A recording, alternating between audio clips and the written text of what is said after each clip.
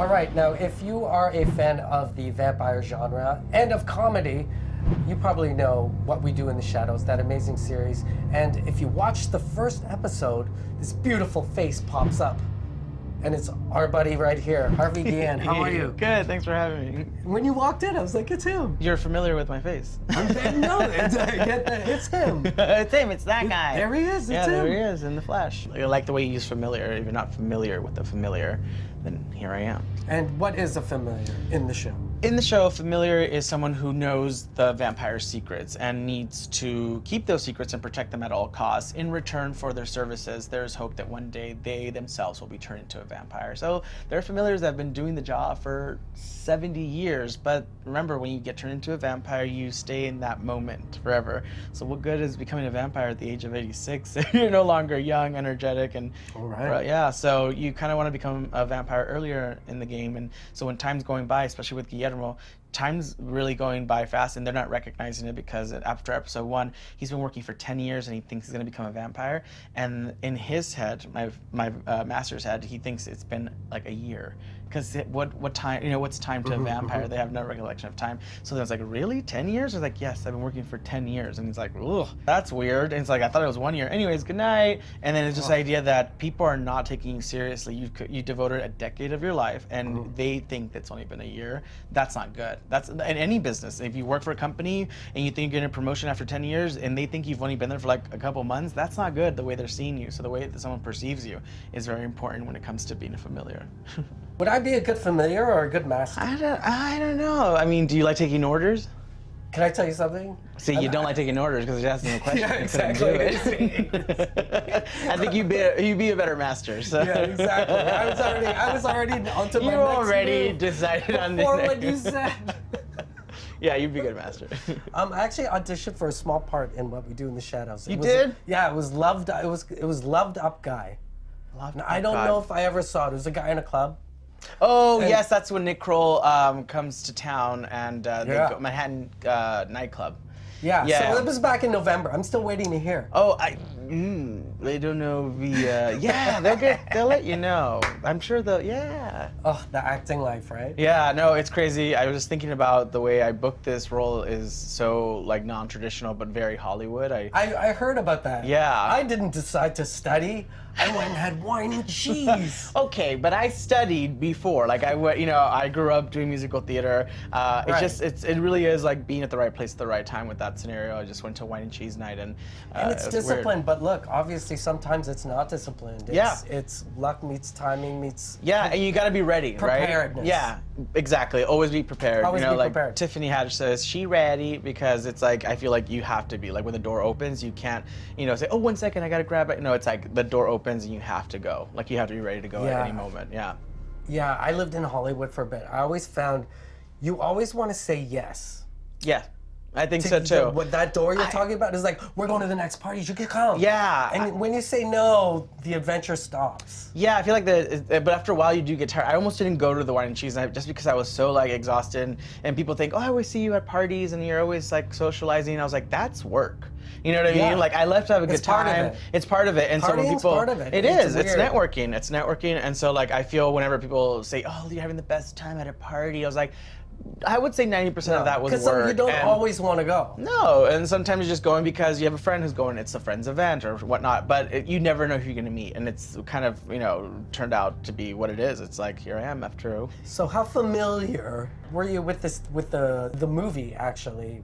Did you watch the movie before you auditioned? I had not seen the movie. It was actually, this is what's really creepy, it's that it was on my queue on Amazon to watch. It's like recommended for you. My friends had recommended it and I was like, oh, it's in my line to watch. It pushed itself all the way up. Well, it was up like next, and that was the night that I got a call to go to wine and cheese night. Like, I'm kidding you. Like, I mean, just like this, you can't make this up because the universe works in mysterious ways. Like, I didn't watch the movie and I went to the wine and cheese night, then came home and I was like, I have to watch the movie. And then I decided not to watch it because I didn't want to be influenced by the movie because I had the audition audition, like I got the text and they were like, so I was like, I'm not gonna watch it. So I didn't watch it. Went to the audition with my own ideas of what Guillermo was, not knowing that he might or may not exist in the movie. I wasn't sure if it was the same like Did you know it was kind of like it was the same idea style, and like The Office, mockumentary, yeah. And I knew that, but I didn't want to be influenced by anything that I saw because it's hard for a performer to see something and be like, oh, they're gonna expect to see that. So I tried not to, and it worked out. So, did like on the actual audition, did it help? Like, yeah, I think it was there was one of a those, reaction. There was when I thought, Guillermo, because he was 20 years older, so I tried to make him as mature as I could and very like quiet, and he's very endearing. His voice is always not that, it never goes to a certain level. And I put on these like Harry Potter round glasses, popped out the glass out of them, wore this like nasty sweater vest and long sleeve, and I was like, I have to make myself like I've been working and I don't really care about like what's going on. I parted my hair in the middle and fluffed it up really big, and what I wore to the audition, I remember after I booked it, Taika was in the makeup and hair room, and he was like, he's fine. Yeah, he was just like, he's like, what'd you do for the audition? That thing? And I was like, oh yeah, I did this and that, and then he's like, yeah, do that. So they went out and replicated the clothes I wore for the audition, and so Guillermo was like, when you see him wear like that kind of style, it's loosely based on kind of what we presented in the pilot because of the audition. So when you get sick of acting, you could do wardrobe. Yeah.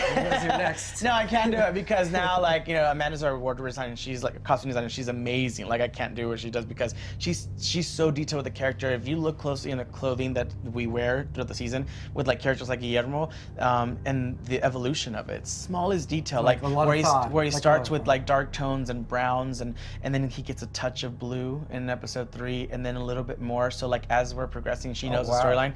He slowly starts to like become comfortable in his own skin, and the color palette changes. It's so subtle that you really have to look at it, but she does an amazing job. That's because you're working with real pros. With real pros. I'm working with pros now. Yeah, you're working with pros. Films, it's yeah, exactly. He's fine. Yeah, he can wear this potato sack. And so like he brought his own clothes. Potato sack. I found it. You use his shoes. Yeah.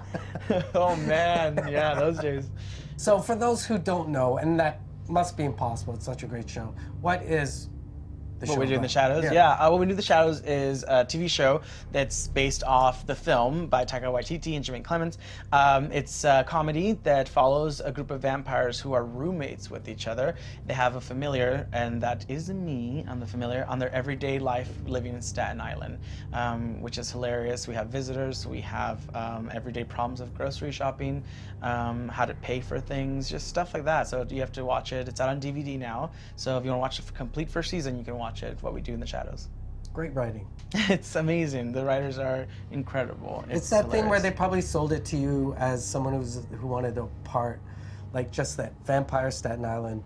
So that's already. Right? Yeah, so they're like, think The Office with like vampires in Staten Island. Yeah. So yeah, it's a great show. We have great cameos in season 1. Nick Kroll, Vanessa Bayer. We have Tilda Swinton's in it. Danny Trejo. And we're doing this here in lovely Martino Manor. Do you like what we did for you? Like our setup? You guys build this whole set just for moi? No, it looks cool. I can't wait to walk around. I mean, the details are incredible. I heard this is such a fun, place to go, so I'm excited. Does it remind you of the set? Absolutely. Of The Intern? It does. It reminds me of The Intern. No, it reminds me of the set of What We Do in the Shadows. Just chandeliers, the walls, the decaying wallpaper. It's really well done, so I'm excited. I kind of fell back into like the Guillermo's character just by walking in here, which is what a set does. So it looks really cool. Well, let's improv something. No. That's why I didn't get that other shot. I was guessing you're a vampire, because if not... That's right? They do that, right? I don't know. I haven't seen a scene that we've done like that so far, but... Let's wind it back. Let's say, when was the first time, or what sparked you to say, you know what, I want to do that? The first time I wanted to be an actor, I was watching Annie on TV, and I thought it was a TV show because we were a low-income immigrant family, and I thought whatever played on the TV was a movie. And I was just like, that's the whatever TV show. was on the antenna. Yeah, and I was like, channels. And I was just like, that's the cool new TV show, Annie. But it was a movie that was playing during Christmas time. And KTLA. Yeah, it was. I think it was KTLA actually in LA. Yeah. And then I was just playing in the Christmas loop. And I remember looking at these kids who were, cleaning, and like Annie and her friends. And I was like, Mom. I looked over at my mom, who was a single mom, immigrant, and I was like, I want to be that. I want to be like them. I want to be an orphan. And she looked at me and she said, ¿Qué? And she was like, what? And I was like, yeah, I want to be what they're doing. I was like, no, Mijo, they're actors. And I was like, oh, yeah, that's what I want to be. I want to be an actor then. Wait, how old were you? I was 6 years old. 6 years yeah. old. And I so remember, no understand, like, yeah. No, I had no understanding because that, But you knew. know, but that, because I feel like looking at it now, we weren't introduced into like musical theater or like live performances. That wasn't part of like my Mexican culture. It wasn't like you went to see live theater. You didn't go to the opera. You know what I mean? And that's well, why. what did your parents think? Wanted you? Like, they wanted me to be a lawyer and a doctor. Yeah. And so I remember asking my mom because I found out that the local YMCA had a improv class for like $12.50, and I asked her for the money. She said, "Mijo, no tenemos dinero. We have no money for that." And I was like, "Well, if I get the money, can I do it?" I'm 6 years old. She goes, "Mijo, if you can get the money, you can do whatever you want in this world." And I was like, "Really?" And I was how'd you like, get the money? Exactly. So I was walking home from school and I saw this homeless man going through a trash can. I was like, "What is he doing, Mom?" He's like, "Oh, vende los botes." He recycled. And I went to her closet, got a wire hanger, started collecting cans, got enough money. Took me 4 weeks to raise the money for 1 hour and a half class. And after I did it, I was like, do I want to do this? It took me 4 weeks. This is gross and disgusting. But I had such a crackle of doing this, entertaining people. I never looked back. My friend Jessie, she always says that her favorite thing to say is overnight success takes a lifetime. So when people think it's work. So when people think like right now this is great, the show's on, and people are like, I just saw you. I was just out right now, and I was sitting, and this gentleman was next to me for 20 minutes, and I was drinking a coffee, and then like he eventually leaned over and he was like, "Excuse me, are you Harvey?" And I was like, "Yeah," and he's like, "Oh, such a great," and I was like, "What?" I'm in I'm in Canada, and I don't know if people are watching the show here, but like that never gets old because that you're still just just building blocks to the next level. There's never an end game. How are you with that? I think with strangers coming up to you, because unfortunately we don't get report cards. Right. Like doing acting or this kind of, right. You're sort of graded on, you are great, right. I know who you are. Yeah. Like that.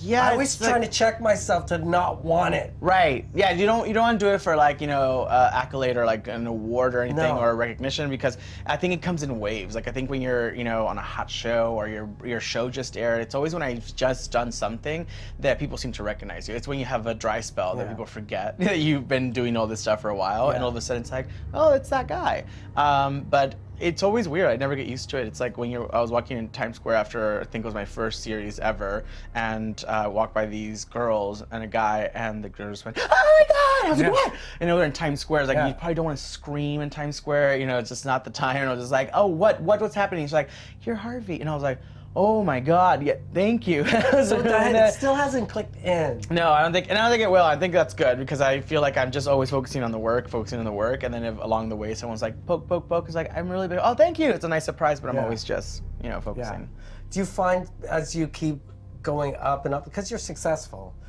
that thank you. Success redefines itself, I think, for you. Yeah, I feel like it's weird because if I look at my dreams, like when I was little, obviously my whole dream was to like perform, and I did that while I was in high school. I was doing a musical, right? And so that could have been it. I could have been like, I did it, right? And then I was like, you know what? I'm gonna do TV and film, and I get a first series regular, out of school, and I was like, wow, I did it. That's it, right? And so you can stop there, but it's never that. It's like once you hit that goal, you're surprised what the next level is, because you're like, and now I want to try this, and I want to try that. So there's never an end game. Like you just keep going and building. Like now with producing and writing with my writing partner, like there's all these elements and hats that I've put on that I never thought I would.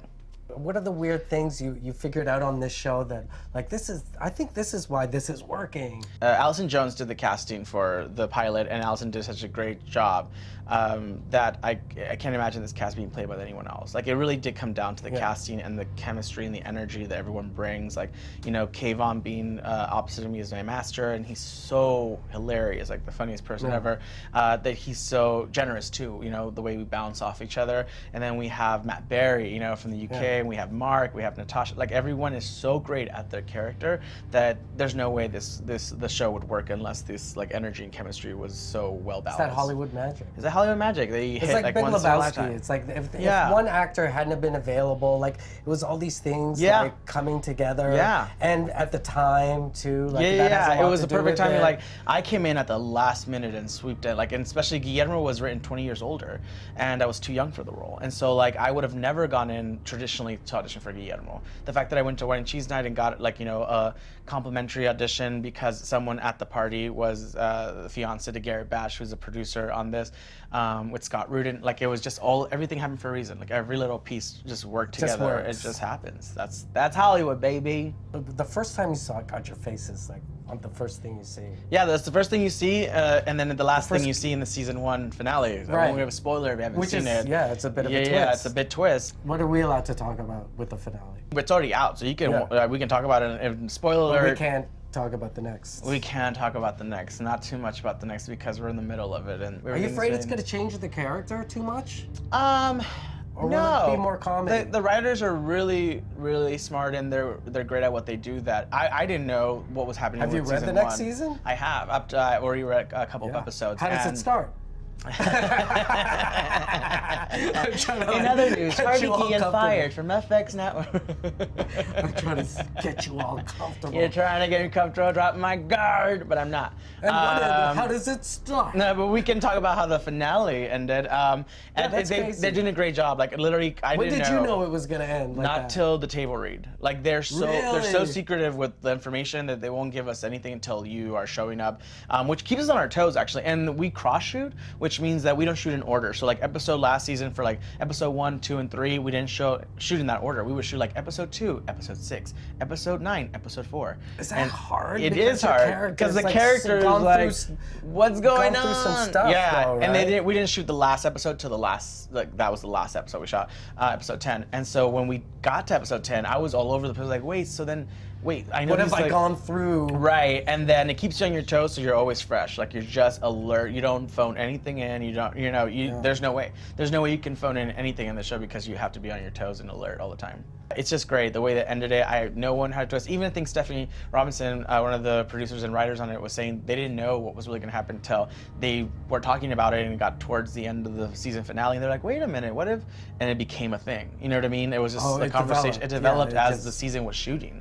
And by the end, they were like, wait, what if we did this? And that's how it came to be. Did you have any idea that it would go the way it did? His wish is to become a vampire, so I didn't know if they were going to do this in season 1 or if they're going to do season 2. Like, I didn't know and had no expectations because I was like, well, where's the story going to go? And so when we got to episode 10 and found out what he is and what's in his blood and his lineage and the whole Van Helsing storyline, like, you're just like, whoa, that is going to cause a huge, internal conflict with him because of his loyalty to, the vampires in the house and especially his master, and then his actual destiny in life. Can you imagine wanting to be something so bad that you protect your whole life, but you are actually meant to destroy it?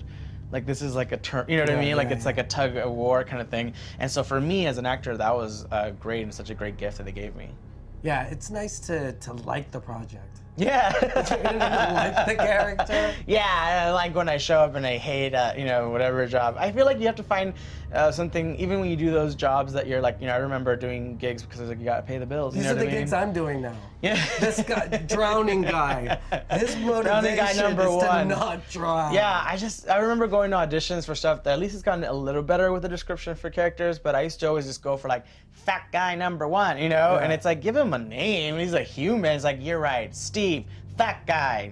Just like, I get, you know what I mean? Like, there are just you do so many of those, but now you're at a place where it's rich for you. Yeah, it's like, and to show someone that you can be like a person of color, a person of size, any background, and be a lead and be a badass. You know what I mean? And like have this. It's like now this is the time. Thanks to like performers and artists who are breaking those doors open. In music and acting. Lizzo. Like I can't stop listening to Lizzo, and she's like breaking these like records, Even when I was growing up, I remember having coaches who were, who meant well, who were just, looking out for me in a way. But they're like, questions they would bring up would be like, if you lost the weight, you could be a leading guy. Like, those were questions and concerns they had, and I was like, can I be a leading guy at any size? They're like, that's not, And that was the actual reality that they were presenting to me. And then I said, why am I trying to build myself into a mold? Like, when you're walking down the beach, you don't stop for the rocks that look like all the other rocks. You stop for that one rock that looks different from the rest.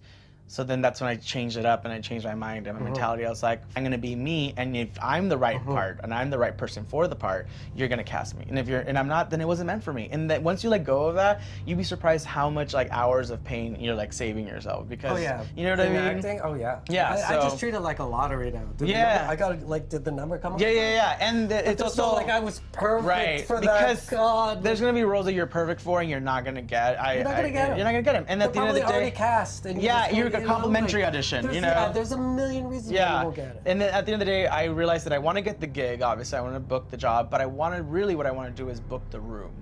If you can book the room, then you'll make fans from the casting director, the producers in that room, and it doesn't matter if you get it, because then they'll get you for something else. I made a career out of booking the room. Like the first, one of the first major films I did the Internship with Vince Vaughn and Owen Wilson. And you were one of those guys, like one of the friends. Yeah, which wasn't original in the script. I auditioned for a different role. I wasn't right for it. I knew I wasn't right for it. Did they create something? They create the role for me in the film. And then cut to after that film, there was a one-day guest star on a new Nickelodeon show that hadn't aired yet. It was episode 3, and they needed a cousin to be at a funeral, and he had 2 lines.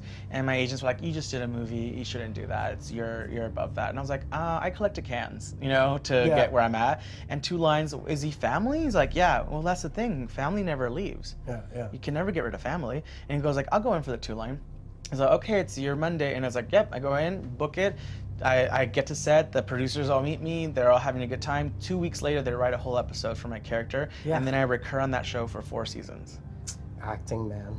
From an audition that I was told to not go into, and I made a career of that. You've had all these like major roles. Wine and cheese. Because I go with the flow, and then also know yourself and know what you're right for, and fight for what you're right for. Like I remember being in Vancouver shooting a movie, and they were auditioning for The Magicians, which is based on the books, and I knew I was like, I could be perfect for this part they're auditioning, and they shoot here, and they call the casting office in LA, and LA was like, yeah, put himself on tape. They're like, actually, they call back later, like, no, I think he's too young, and it's okay, we'll get him for something else. And we got options in LA. They're gonna do producer sessions in LA. And I was like, well, I already learned the lines, and I'm here in Vancouver, and blah, blah. And they're like, no, it's okay though. And I called my then manager, and I was like, can you get me to the office in Vancouver? Because by SAG regulations, they have to see people in Vancouver because it's SAG. And they're like, oh yeah, I'll call. And they called and they said, can Harvey come in to audition? Yeah, we love to meet him. He's in town. Let's go. So I go in, I book it out of Vancouver. So you just always have to go and know yourself and be like, if you want to fight for something, you gotta hustle. You gotta hustle. You're hustling, I'm a hustler. And then like if I fall, at least I fall running towards what I wanted. And sky's the limit now. Yeah, that's awesome. That's awesome. Well, it was a pleasure talking to you. Great talking to you. And we're gonna go enjoy Martino Manor. Yeah, let's take a look. Hey, I'm Harvey Guillén from What We Do in the Shadows, and you're watching the Film and TV Show.